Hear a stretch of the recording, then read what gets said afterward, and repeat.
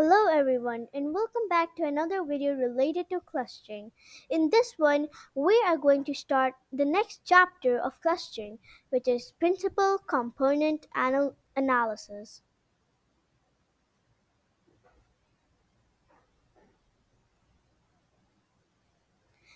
PCA is a statistical and unsupervised learning technique used for data reduction without losing its properties.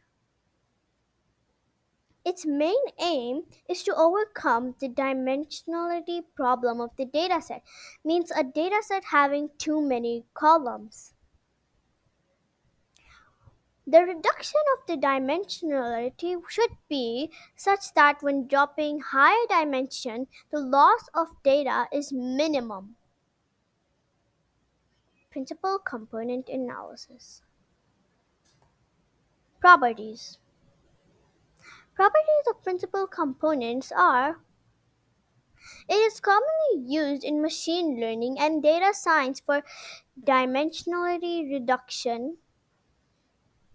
They are perpendicular.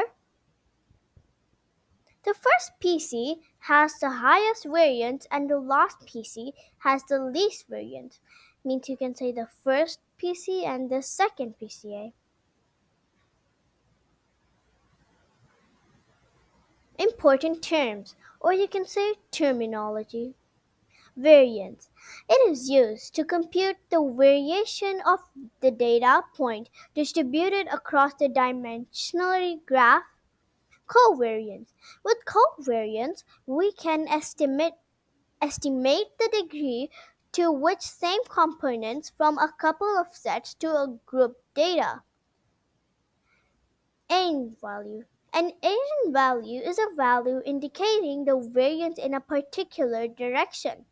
Principal component. The fresh set of data variables that are collected from the original dataset is called principal component. And the new data points or the variables that are coming or new are very precious because they have the main data from the original dataset.